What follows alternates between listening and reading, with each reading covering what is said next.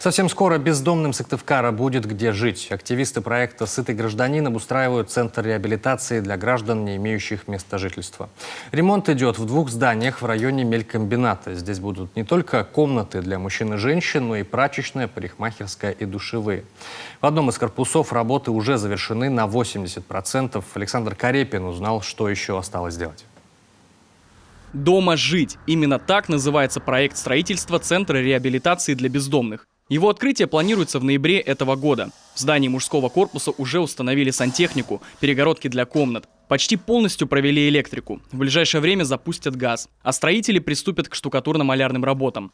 Один из координаторов проекта, Кирилл, руководитель строительной фирмы, помогает в создании центра на безвозмездной основе. Данным делом я решил заняться по личной инициативе для того, чтобы людям было где жить и обогреться в холодную зимнюю пору. В женском корпусе пока только сделали крыльцо и положили напольную плитку. В ближайшее время должны провести коммуникации. Скоро строители приступят к монтажным работам. Корпус планируют закончить к концу года. Возводить реабилитационный центр помогают не только профессиональные рабочие и добровольцы, но даже те, кому когда-то помог проект «Сытый гражданин». Из числа тех, кто принимает активное участие в ремонте этого помещения, а также являются наши сами клиенты, которые на протяжении нескольких лет получали от нас помощь. Сегодня на призыв о помощи мы к ним обратились, они охотно откликнулись, хотя они уже сегодня устроены на работу и имеют свою крышу над головой.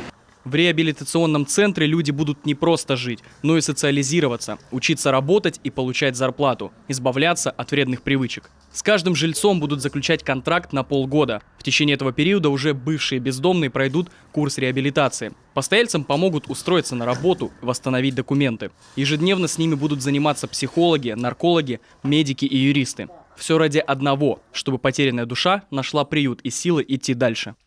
Александр Карепин, Артем Соколов, телеканал Юрган.